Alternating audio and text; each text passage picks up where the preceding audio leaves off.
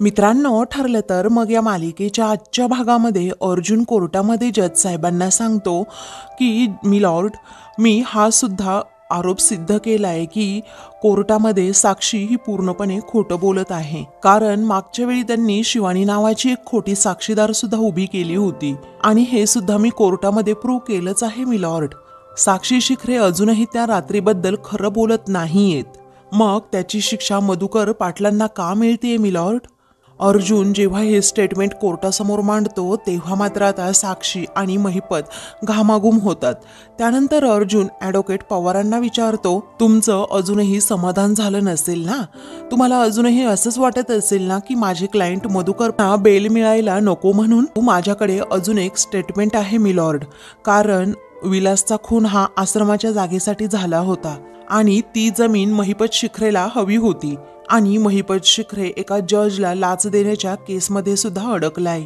तेव्हा सर्वजण रागातच महिपतकडे आता पाहू लागतात. आता महिपतचं एक एक कारस्थान जेव्हा अर्जुन कोर्टासमोर मांडत असतो तेव्हा मात्र आता महिपतची चांगलीच शिट्टी वाजलेली असते. तो या क्षणी काहीही बोलू शकत नसतो, कारण अर्जुनने जे काही आहे ते सगळं खरं सांगितलेलं असतं. पुढे अर्जुन अजून एक सत्य सांगतो, पैसे चारून त्या जमिनीवरचा स्टे उठवण्याचं काम या महिपतने केलं होतं. इकडे महिपत आता घाबरत म्हणतो, काय ग साक्षी, हा अर्जुन सुभेदार एका केसमध्ये दुसरी केस कुठे घुसवतोय आता?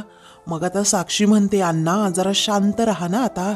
पुढे अर्जुन आता जज साहेबांना सांगतो, या सर्व प्रकरणावरून तुम्हाला अंदाज आलाच असेल की महिपत कोणत्या प्रकारचा क्रिमिनल आहे आणि अजून एक अंदाज आला असेल की मधुभाऊ किती साधे आहेत आणि डिसेंट सुद्धा आहेत, कारण त्यांच्यावरचा आरोप अजूनही सिद्ध झालेला नाहीये मिलॉर्ड. मग ते अजून जेलमध्ये का आहेत? त्यांना असं जेलमध्ये ठेवणं बरोबर आहे का मिलॉर्ड?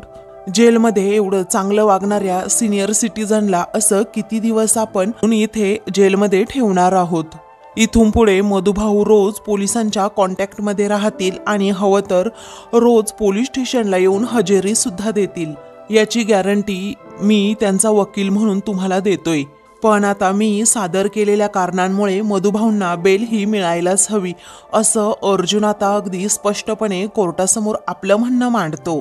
आता हे बोलत असताना मात्र अर्जुनच्या डोळ्यात पाणी आलेलं असतं, कारण मधुभाऊ जर सुटले नाही तर सायली मला कायमची सोडून जाईल ही भीती आता त्याच्या मनात असते. म्हणून तो दिवाळीच्या अगोदर काहीही झालं तरी मधुभाऊंना सोडवायचंच हा पण करतो आणि तसे पुरावे देखील कोर्टासमोर सादर करतो. त्यानंतर तो आता आय रेस्ट माय केस असं म्हणून तेथे जागेवर बसतो.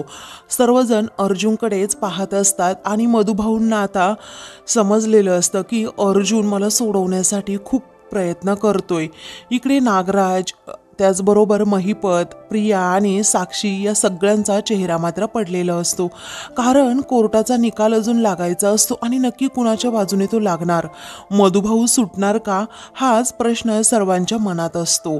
इकडे अर्जुन मात्र शांत बसलेला असतो. त्याला सायलीचं सारखं बोलणं आठवत असतं की काहीही झालं तरी नंतर मी माझ्या आश्रमामध्ये पुन्हा राहायला जाणार, माझ्या माणसांमध्ये. सर्वजण आता निकालाची वाट पाहत असतात. त्याच वेळी मात्र आता जज साहेब सांगतात की शॉर्ट ब्रेक तुम्हाला देण्यात येतोय आणि मग नंतर कोर्ट पुन्हा इथे सुरू होईल. असं म्हटल्याबरोबरच सर्वजण आता बाहेर जातात. इकडे सायलीला खूप अस्वस्थ वाटत असतं, म्हणून कल्पनानेच तिला सांगितलेलं असतं की तू जा देवी आई समोर हात जोड. म्हणूनच ती आता देवी आई समोर जाऊन हात जोडते आणि म्हणते, देवी आई, जरीही अर्जुन सरांनी माझा विश्वास तोडला असेल ना, तरीही माझा तुझ्यावर पूर्णपणे विश्वास आहे. अगं मधुभाऊ सुटतील असा कौल तूच दिला होतास ना. पण देवी आई, आता सुटकेचे सर्व मार्ग बंद झाले आहेत, कारण परिस्थिती पूर्णपणे विरोधात गेली आहे.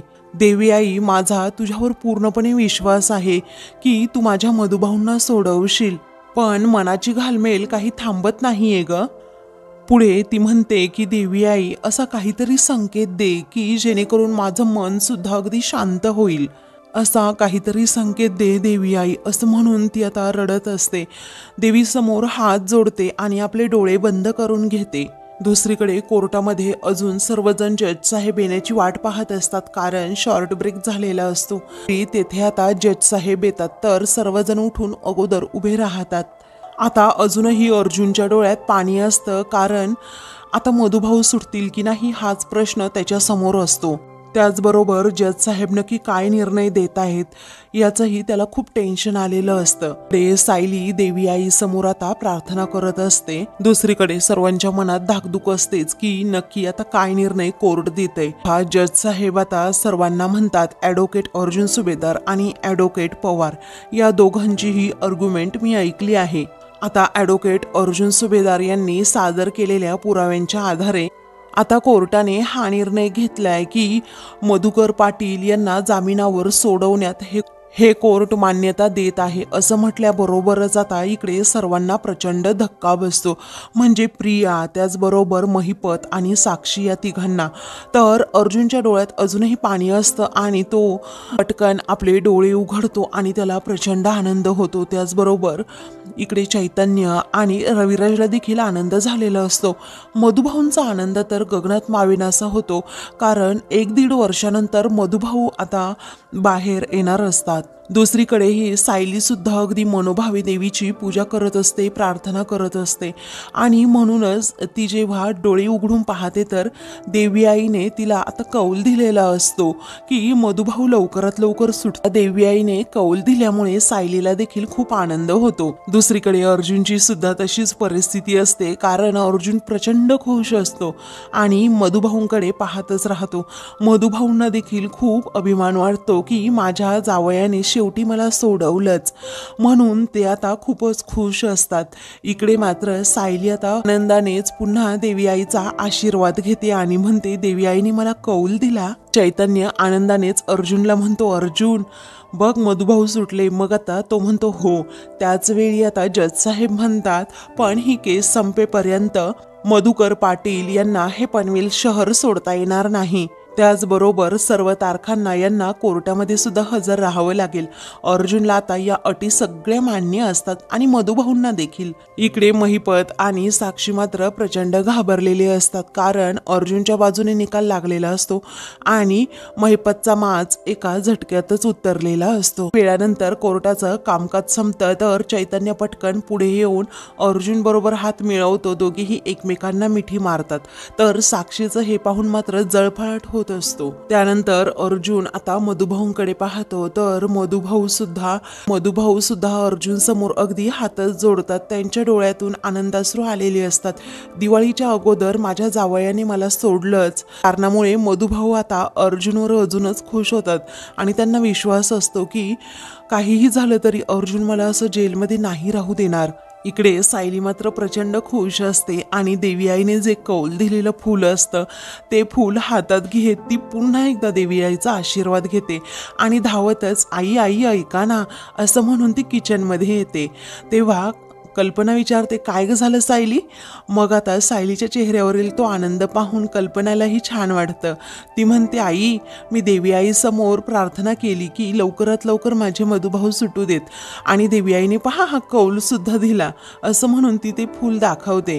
तेव्हा कल्पना हसते आणि म्हणते, बाळा या अगोदर मधुभाऊ लवकरात लवकर सुटू दे यासाठी तू प्रार्थना करत होतीस ना, म्हणून देवी आईने कौल दिला. आता यापूर्वी बघ तुझं मन किती अस्वस्थ होतं आणि तुझ्या चेहऱ्यावर किती टेन्शन होतं आणि चेहरा आता किती खुललाय ग. मग आता सायली म्हणते, काय करू देवी आई, लेकीचं मन आहे ना वडिलांसाठी हळवं होणारच. आणि आता सांगू हा कौल मिळालाय ना म्हणून खूप शांत वाटतंय, खूप छान वाटतंय मला. त्यात देवी आईने मागच्या वेळीसारखा कौल दिलाय. मग आता विमल देखील तेथे असते आणि ती विचारते, ताई मागच्या वेळीसारखा म्हणजे?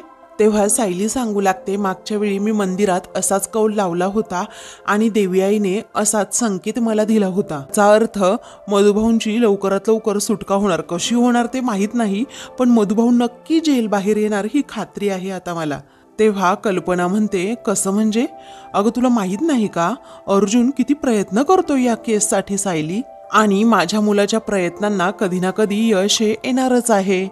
माझा मुलगा आहे म्हणून मी कौतुक करत नाही हां, पण अर्जुनने ठरवलं ना तर यश हे नक्की कधी ना कधी येणारच असं ठामपणे कल्पना आता सायलीला सांगत असते.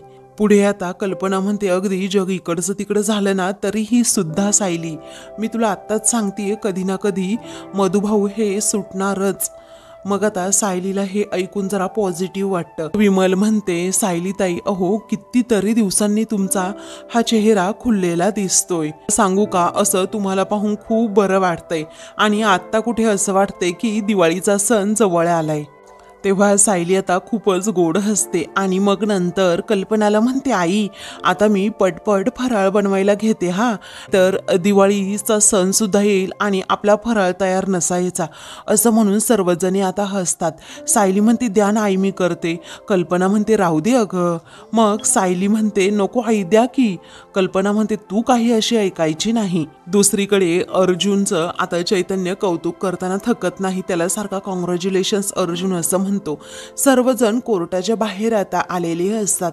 मग आता मधुभाऊ देखील तेथे असतात. तेव्हा अर्जुन म्हणतो, मी ठरवलंच होतं चैतन्य, आज काहीही करून ना मधुभाऊंना सोडवणार म्हणजे सोडवणारच.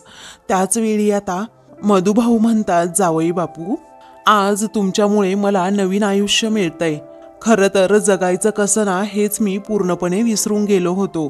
सायली समोर आली ना धीराने जगतोय असं फक्त दाखवायचो, परंतु मनाने पुरता कोलमडून सुद्धा गेलो होतो. आज माझी सुटका झाली. 1.5 वर्षानंतर मी मोकळा श्वास घेतोय ना, ते जावई बापू फक्त आणि फक्त तुमच्यामुळे असं म्हणून मधुभाऊ अर्जुन समोर हात जोडत असतात. तेव्हा अर्जुन आता तितक्याच प्रेमाने विचारतो, मधुभाऊ, तुम्ही तुमच्या मुलीसमोर असे कधी हात जोडले असते का? नाही ना, मग माझ्यासमोरही असे हात जोडू नका प्लीज. मग मुलासमोर असे हात का जोडताय असं म्हणून अर्जुन सारखा त्यांना विचारतो. तेव्हा मधुभाऊ म्हणतात, मी फक्त आभार मानण्याचा प्रयत्न करतोय, पण खरं सांगू जावई बापू की शब्द खूप तोकडे पडतायत. मधुभाऊ आता सारखे सारखेच आभार मानतायत. ते पाहून चैतन्य मधुभाऊंना म्हणतो की मधुभाऊ, हे पहा, तुम्ही जर सारखे सारखे आभार मानले ना, मी हे बेलचे पेपर पुन्हा त्या जज साहेबांना देऊन येईल हा. त्यांच्या डोळ्यातून आता आनंदाश्रू येतात. सर्वजण हसत असतात.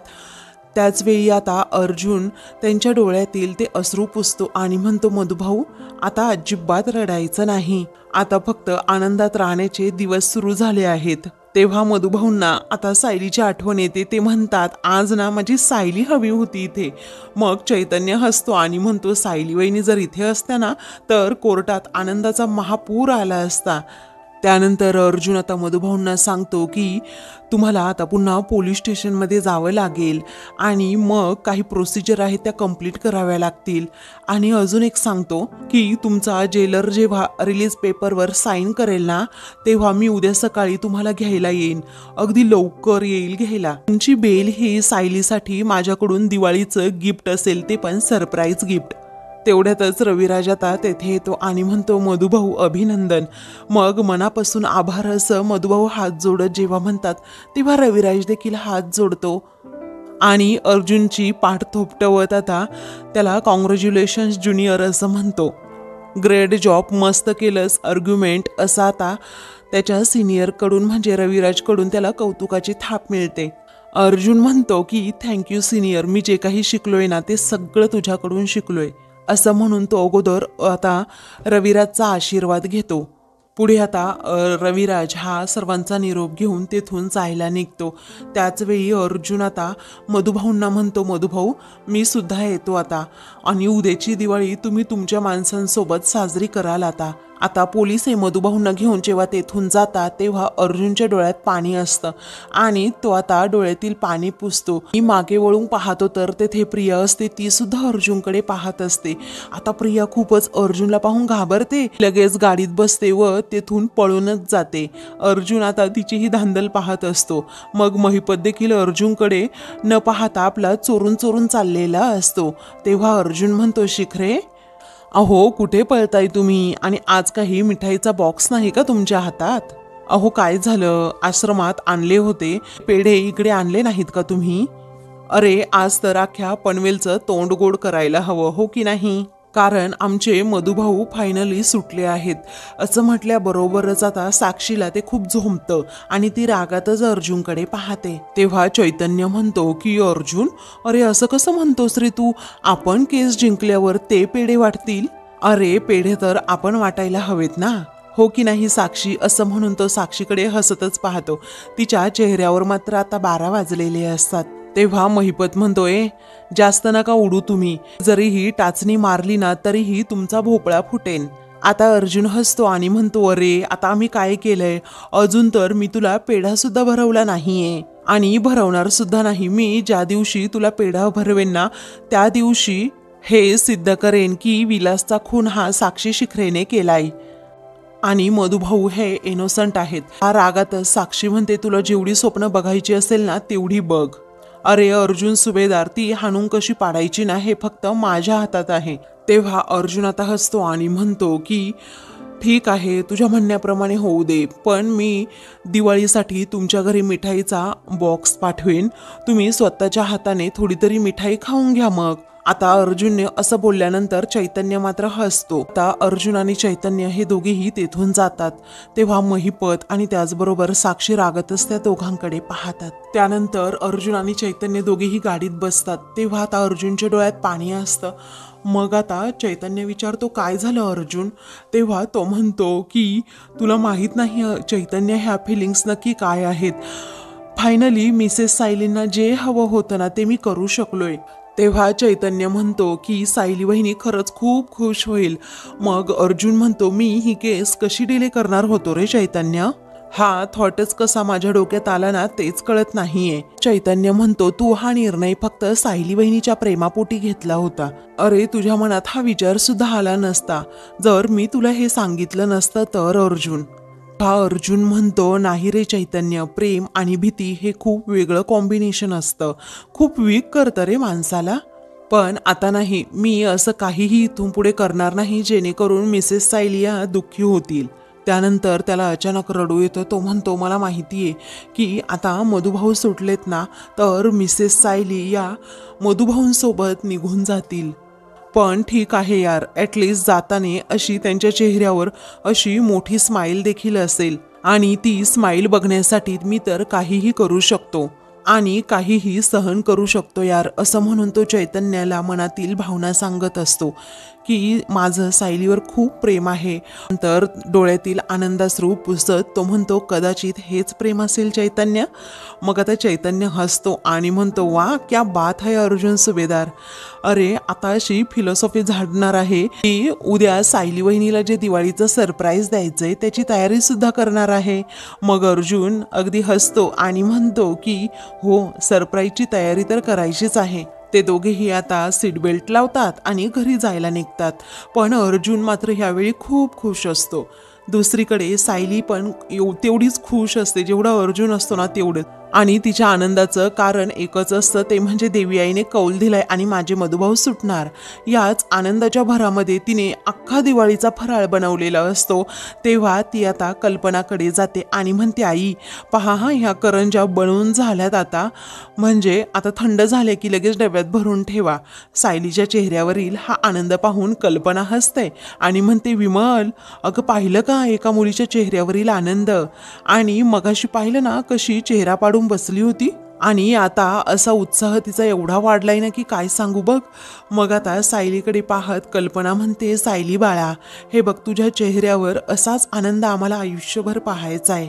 मग आता विमल म्हणते, वहिनी अहो आता कसं सायली वहिनींच्या मनासारखं होतंय ना, मग त्यांच्या चेहऱ्यावर आनंद हा असणारच. तेव्हा सायली म्हणते, हो विमलताई. तेवढ्यातच अर्जुन आणि चैतन्य दोघेही तेथे येतात. त्याचवेळी अर्जुन कल्पनाला आवाज देत तेथे येतो, मम्मा पटकन मला कॉंग्रॅच्युलेट कर, चल आज माझी महत्त्वाची केस होती ना. तेव्हा कल्पना म्हणते, ती तू जिंकला आहेस ना. मग आता चैतन्य म्हणतो, हो. पुढे आता तो म्हणतो, मग आमच्या अर्जुनने मनावर घेतलं आणि ते करून दाखवलं नाही, असं कधी झालंय का.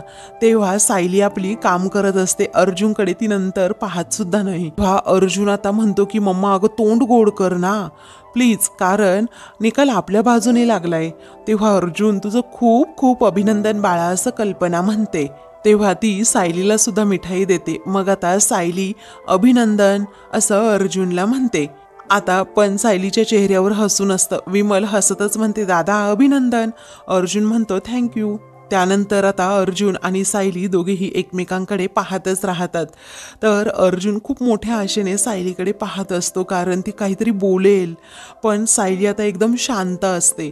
मित्रांनो, पुढील भागामध्ये दिवाळीची पहिला दिवा असतो, त्याच वेळी आता सायली एकदम छान तयार झालेली असते आणि घराबाहेर दिवे लावत असते. तेव्हा तिला आता समोरून कुणीतरी येताना दिसतं. मग आता तो अर्जुन असतो. सायली आता अर्जुनकडे पाहतच राहते आणि मग त्यानंतर अर्जुन पाठोपाठ मधुभाऊ असतात. मधुभाऊंना पाहून तर सायलीचा आनंद गगनात मावेनासा होतो. त्या पाठोपाठ कुसुम आणि चैतन्य हे देखील असतात. मग सायली मधुभाऊ असं म्हणून पटकन पुढे जाते, त्यांना मिठी मारते. तेव्हा मधुभाऊ म्हणतात, जावई बापूंनी मला बेलवर सोडवलं. मी आता म्हटल्याबरोबरच सायली आनंदाने अर्जुनकडे पाहते आणि त्याला मिठी मारते. अशाच मालिकेंचे पुढील भाग पाहण्यासाठी चॅनलला सबस्क्राईब करा.